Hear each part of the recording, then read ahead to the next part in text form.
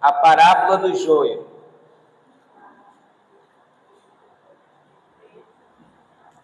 Nós vamos ler a parábola do joio e na página seguinte a explicação da parábola do joio.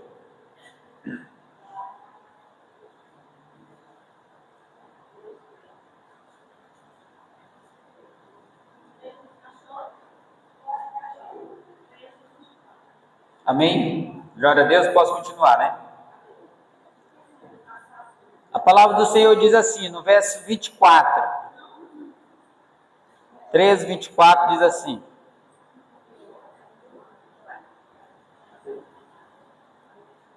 Jesus lhe propôs outra parábola, dizendo: o reino dos céus é semelhante a um homem que semeou boa semente em seu campo.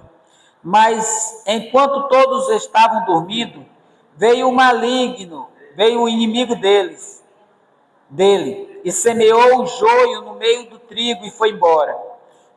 E quando a planta cresceu, produziu frutos, apareceu também o joio. Então os servos do dono da casa chegaram e disseram: patrão, o senhor não semeou boa semente no seu campo?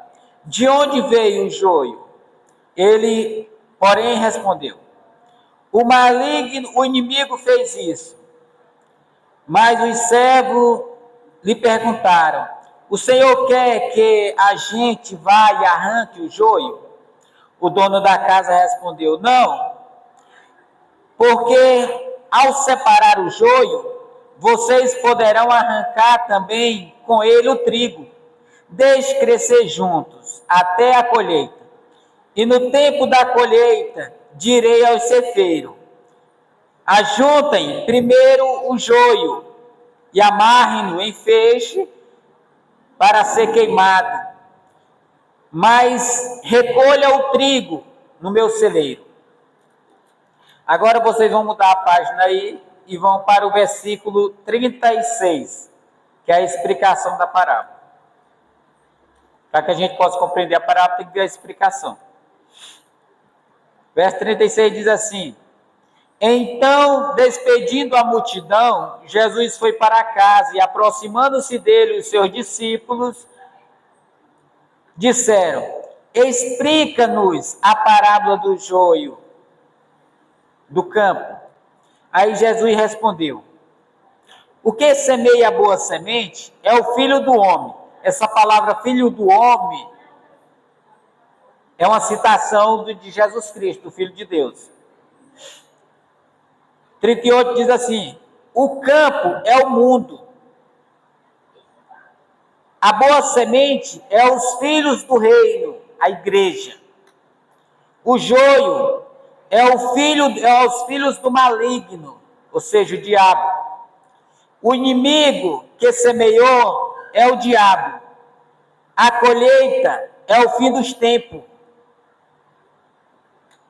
E os ceifeiros são os anjos. É os anjos que vai recolher a igreja. Pois assim como o joio é colhido e jogado no fogo, assim será o fim dos tempos. Ou seja, no final dos tempos, Jesus vai enviar os seus anjos e vai fazer a colheita do povo de Deus, da igreja, dos eleitos, e então haverá juízo e fogo. O Filho do Homem mandará os seus anjos que juntarão do reino. Preste atenção. O Filho do Homem mandará os seus anjos que juntarão do reino todos os servos, todos os que servem de pedra de tropeço. Agora ele está falando aqui é da falsa igreja. E os que praticam o mal, e o lançarão na fornalha, e ali haverá choro e ranger de dentes. Agora ele vai falar da igreja. Então os justos resplandecerão como o sol no reino do Pai. Quem tem ouvido, ouça, para ouvir, ouça. Ou seja, Jesus aqui está trabalhando na parábola do reino, do joio, no reino de Deus.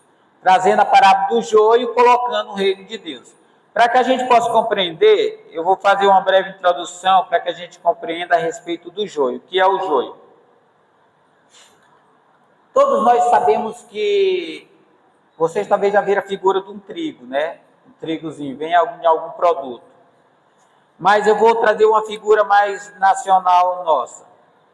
O arroz. Vocês sabem como é o arroz. O trigo é muito parecido com o arroz. Nasce um cachinho inclinado para cima e quando o arroz enche, ele se dobra, né? O cacho, porque ele tem bagre, está pesado. O joio é aquele arroz falso que nasce no meio do arroz, não tem um arroz xoxo que nasce? É semelhante ao joio. Eles são iguais quando estão verdes. Não tem diferença. Se você tentar arrancar um, você vai arrancar o outro. É a questão aqui da parábola. Aí o que acontece? Você só vai saber de separar o arroz bom do arroz falso, daquele arroz xoxo, só quando ele amadurece. Porque quando ele amadurece, o arroz que tem bagre, o cacho fica caído. E o arroz xoxo, ele fica inclinado. Ali você já sabe. Se você quiser passar a foice por cima, dá para tirar só o xoxo. Assim é o joio. O joio, ele é xoxo, ele não tem bagre. Por isso, ele fica sempre inclinado. A pessoa só consegue separar o joio do trigo quando ele está maduro. Por conta do peso do cacho. São muito semelhantes. Alguns chegam até a dizer que o joio é uma planta venenosa. Não sei se isso procede. O que muitos estudiosos, a separação que eles fazem é a respeito do peso do cacho. Um se dobra porque é o cacho cheio, o outro é xoxo. Xoxo só é paia. Jesus vai dizer que o xoxo só é paia. E a paia é para o fogo mesmo. Não serve para outra coisa. Então Jesus conta essa parábola do joio. E ele diz que o campo é o mundo. Note aqui a parábola, versículo 24 diz assim: Jesus lhe propôs outra parábola dizendo: o reino dos céus é semelhante a um homem que semeou boa semente. Ou seja, o homem aqui é Jesus. Jesus vem e semeia boa semente em seu campo. Jesus vem e planta o seu povo, os eleitos, a igreja. Levanta a igreja do meio do mundo. Que o mundo é o campo. A igreja são os escolhidos de Deus, os eleitos de Deus, que Deus vai chamando. Verso 25 diz assim: mas quando todos estavam dormindo, ou seja, estavam desconectados do mundo, porque quem dorme não está vendo nada, ele diz que quando todos dormiam, veio o inimigo dele, inimigo do Senhor. E o inimigo veio e semeou o joio no meio do trigo. Ou seja, o diabo vem e semeia a falsa igreja no meio da igreja. Dentro da igreja, não é só o povo de Deus. A parábola é muito clara a respeito disso. Aonde está a igreja de Deus, não está somente a igreja de Deus. Ali está tanto a igreja de Deus como o joio, como a igreja do diabo, os inimigos, os filhos do diabo, do maligno, estão todos juntos. Que na época Jesus estava pregando para os fariseus. Na época eram os fariseus, os falsos mestres. Hoje não é diferente. Nós temos falsos pastores, falsos pregadores, falsos crentes, falsa igreja, e eles mostram muito fácil, porque a diferença está no bagre. A falsa igreja não dá frutos verdadeiros, dá frutos falsos, frutos que não permanecem para sempre. É a diferença, está no fruto. Então, enquanto a igreja cochilava, o inimigo veio e semeou os seus filhos dentro da igreja. Verso 26 diz assim: e quando as plantas cresceram, ou seja, a planta foi plantada, agora estão crescendo, produziu fruto, apareceu também o joio no meio da igreja. A igreja está produzindo fruto, mas ali no meio está o joio. Enquanto não amadurece, o joio é semelhante ao trigo. Então você pode olhar para o joio e vê o trigo ali. Você pode ser enganado pensando que o joio é trigo. Ele tem o cacho, do mesmo jeito. A diferença é o bagre, que não tem dentro. Então, a diferença vai aparecer quando ele estiver maduro. Enquanto eles não amadurecer, o cacho é semelhante, o pé é semelhante. Do mesmo jeito, não tem nenhuma diferença. Então, os dois estão igual. Jesus conta essa parábola, irmão.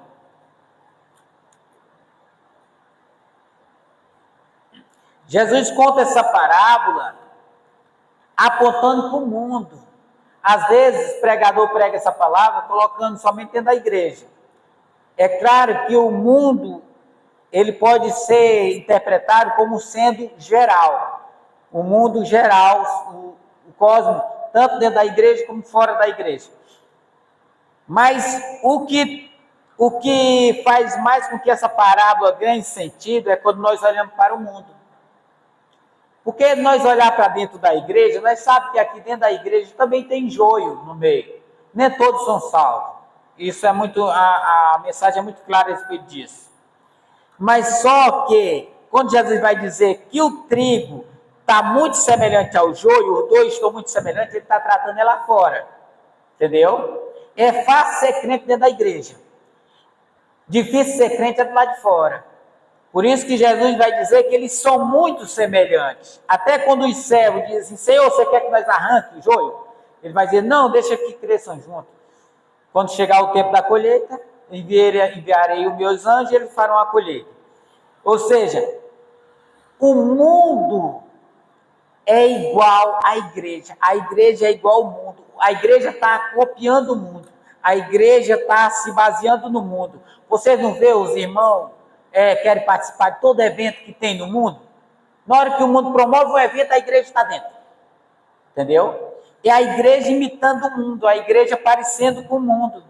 Por isso fica difícil de a gente olhar para a igreja e saber quem é servo de Deus e quem não é.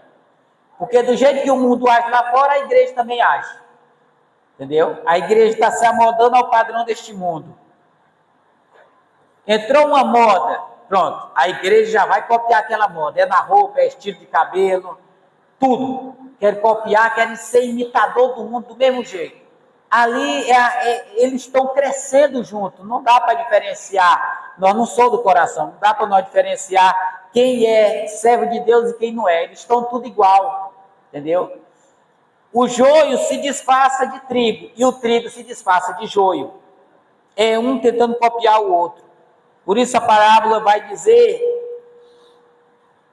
que eles, enquanto a igreja dorme, o joio foi semeado. Mas o trigo não consegue diferenciar o joio, porque eles são muito idênticos. 27 vai dizer assim: então o servo do dono da casa chegaram e disseram, patrão, o senhor não semeou boa semente no campo? De onde veio o joio? Note, o servo fica até preocupado, porque ele sabe que o Senhor não semeia mal semente, uma semente ruim. O servo sabe que o Senhor não ia semear o joio. Aí eles ficam preocupados, eles chegam e fazem uma pergunta, eles questionam ao Senhor deles. O Senhor não semeou boa semente no seu campo? Então de onde vem o joio? Então por que o joio está aqui, se o Senhor só semeou boa semente? Entendeu? Enquanto nós dormimos, irmão, o diabo está plantando no nosso meio. Enquanto nós estamos dormindo, o diabo está colocando pessoas no nosso meio. Entendeu? E pessoas para nos tirar do reino de Deus. Pessoas para nos arrancar do meio do trigo.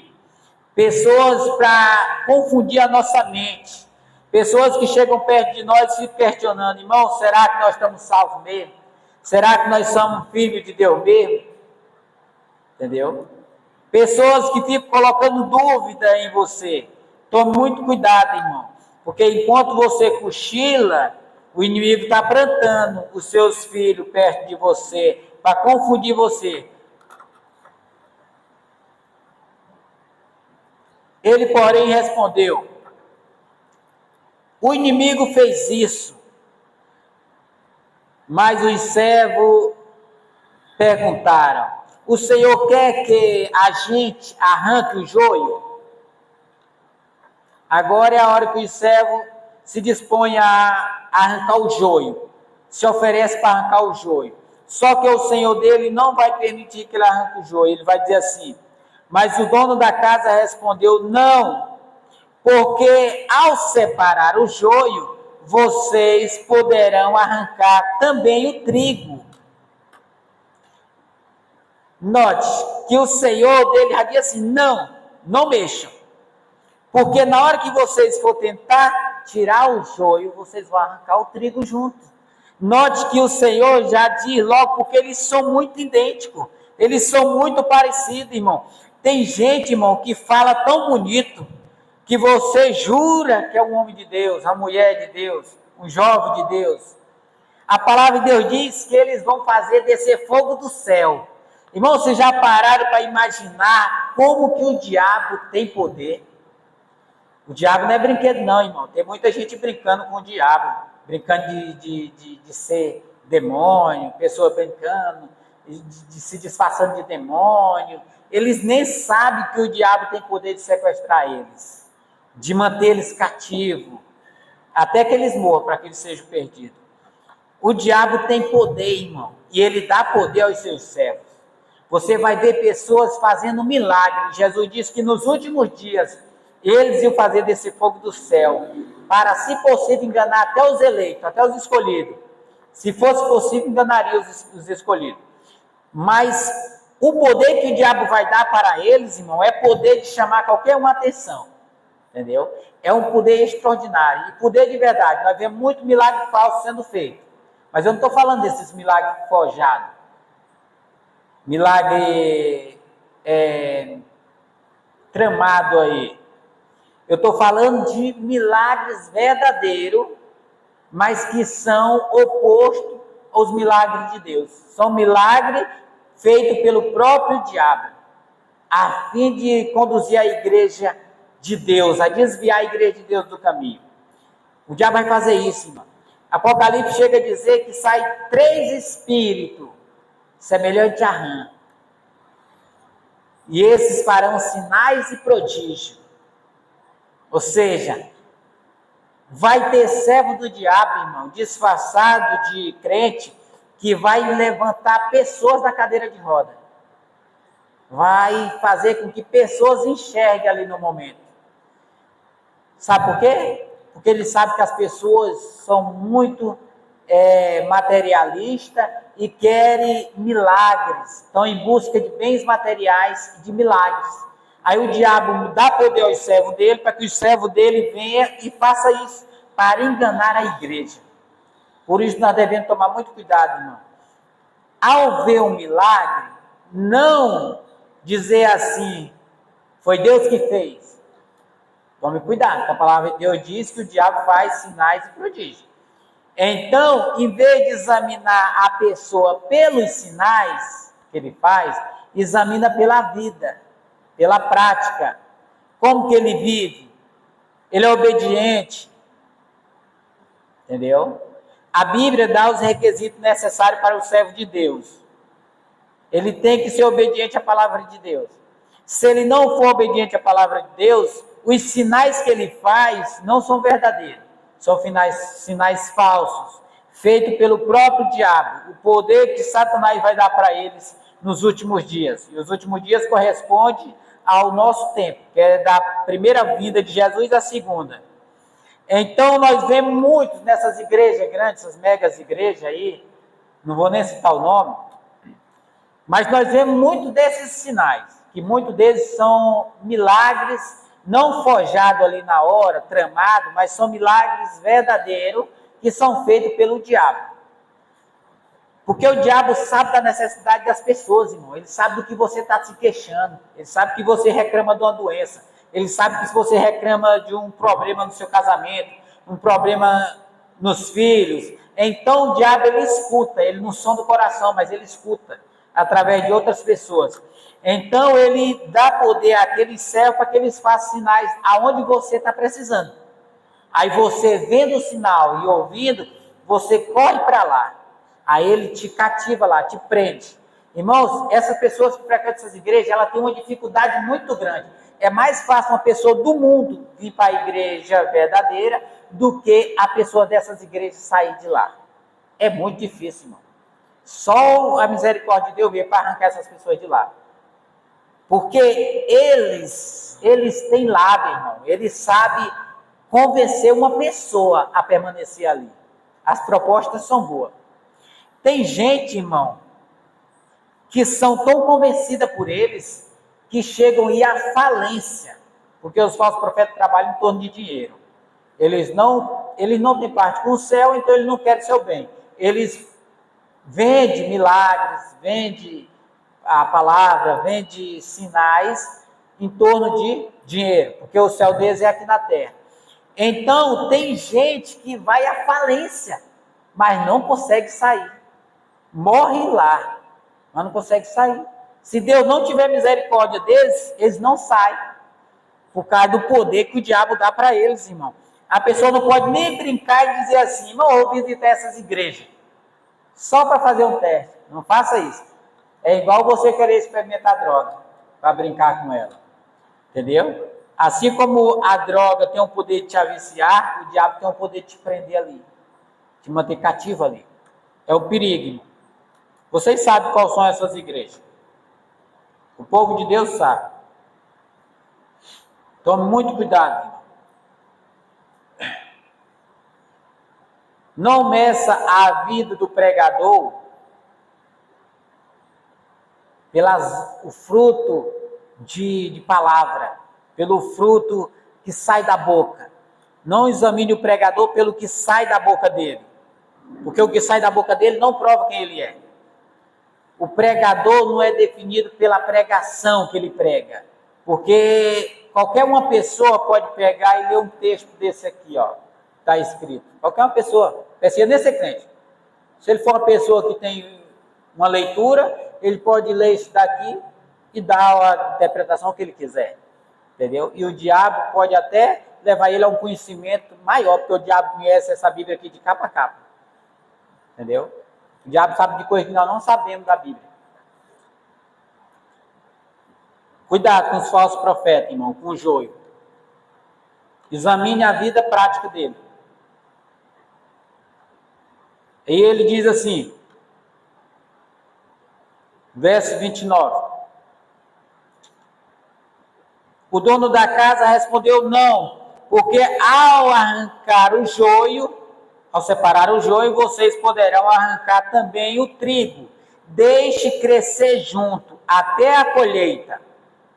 Bom, quando chega o tempo da colheita, que está maduro, há uma diferença entre o joio e o trigo. Deixe crescer junto até a colheita. E no tempo da colheita, direi aos cefeiros. Quem são os cefeiros?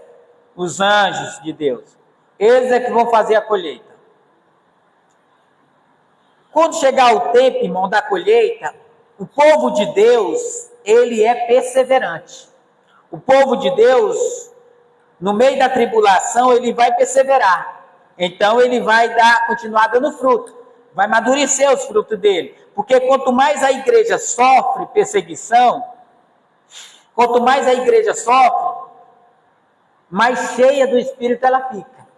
Mais ela transborda de graça. Quanto mais ela sofre perseguição. A igreja falsa, o joio, quando vier a perseguição, eles somem, eles abandonam o ministério.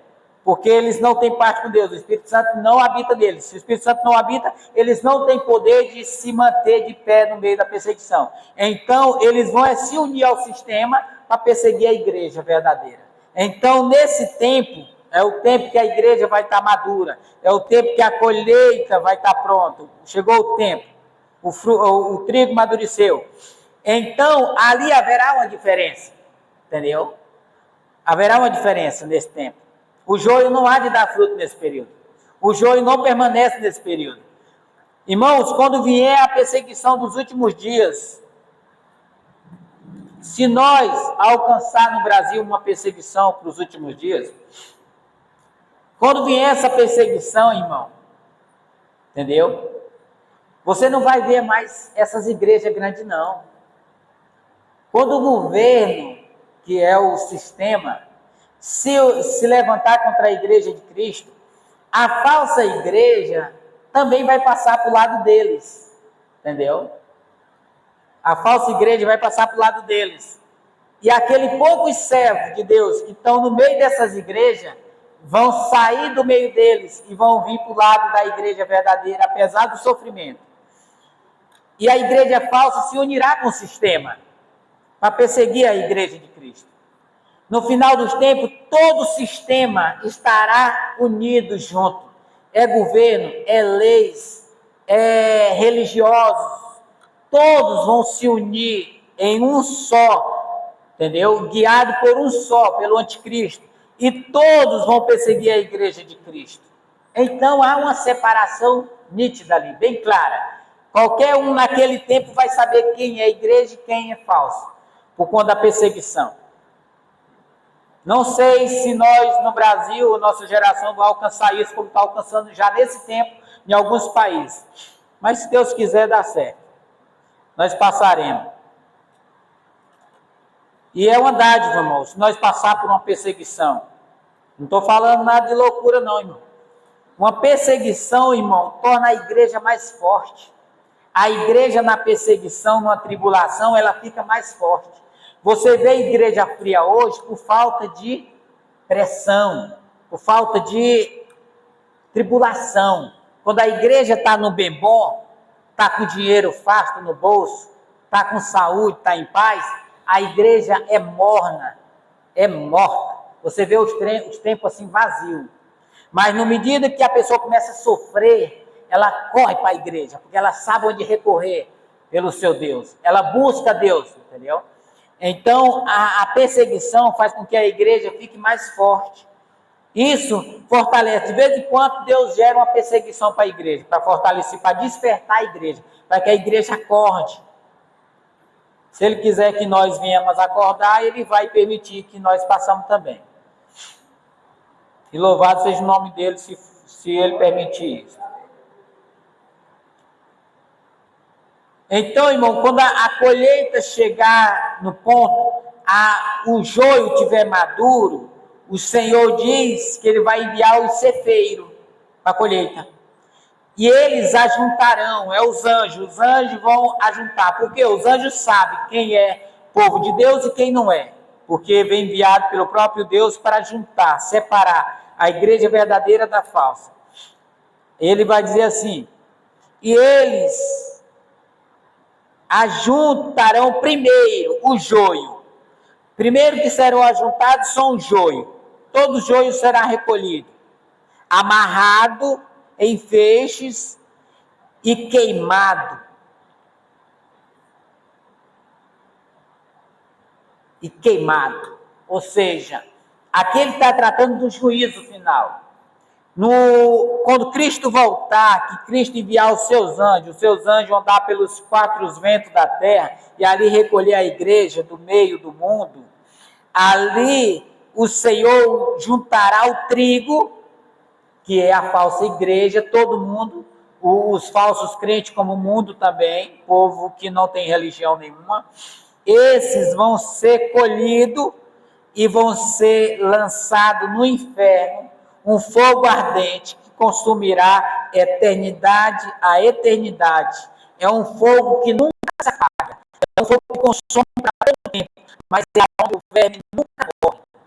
Lá o verme permanece para sempre. Ou seja, um lugar de tormento eterno, onde não haverá alívio da dor, alívio da doença, alívio das enfermidades.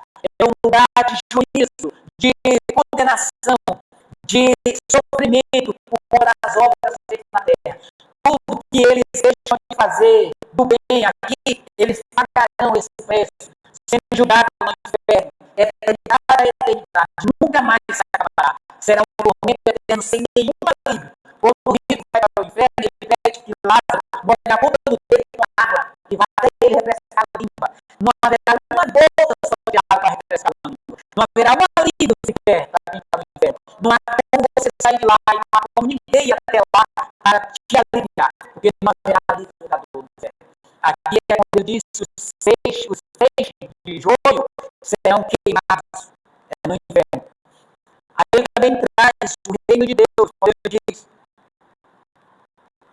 Mas recolherá o trigo no meu celeiro. Ou seja, o trigo será recolhido e colocado no celeiro. E o verso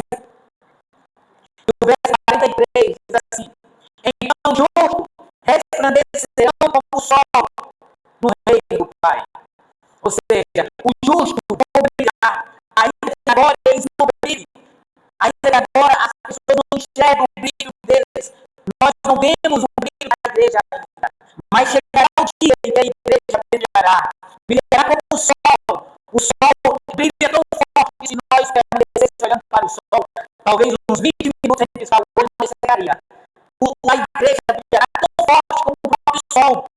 Ou seja, o resplendor da igreja vai refletir a luz do Senhor Jesus, a luz, a verdadeira luz que é Cristo. Eles resplandecerão como o sol no seu vigor. Assim é o que agora a igreja, irmão. Apesar do sofrimento que a igreja há de passar, apesar da tristeza que ele há de sofrer aqui, por conta da perseguição, por conta de separação de pai e filho, por conta de tormento de dores, de massacre, cometido pelo próprio homem, os perseguidores, ou alguma doença mesmo, ou por fome, por diversos tipos de sofrimento que a igreja há de sofrer, porque quando está na tribulação, ele está tendo uma discussão de todas as coisas, mas o que mais define a tribulação é a perseguição dos últimos dias. Devido a tudo isso, a igreja na terra não brilhará. Ninguém vai olhar para a igreja e vai ver um brilho na igreja, na terra. Mas quando ela for arrancada da terra, ela vai brilhar com o sol. Ela vai resplandecer como o sol no seu corpo.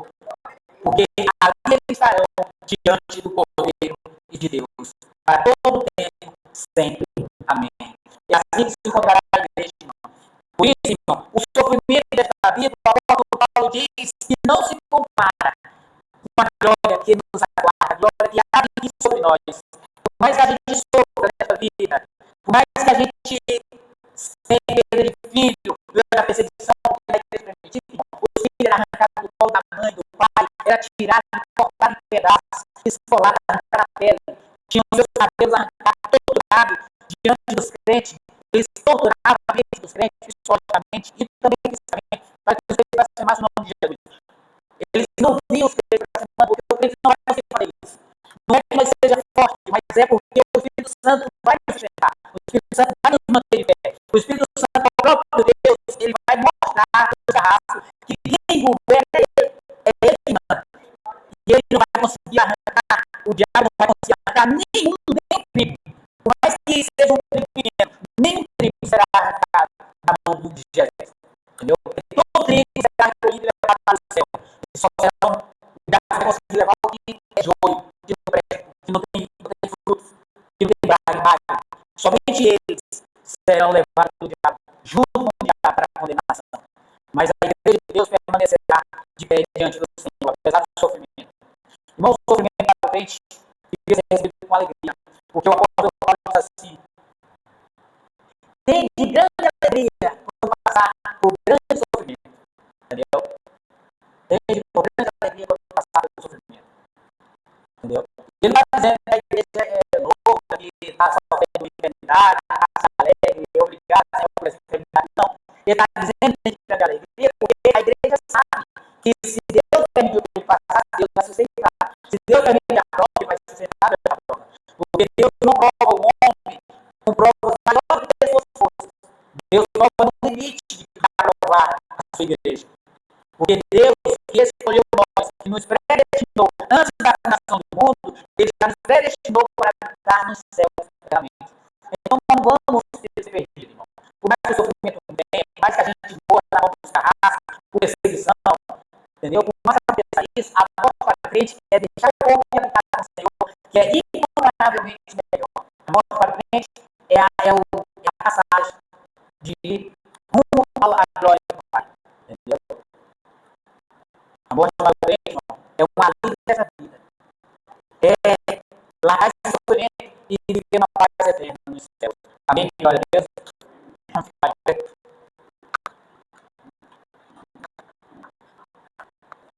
Não seja imitador do mundo, irmão, como o joio é. Porque o joio, ele é do mundo. ele foi semeado pelo maligno.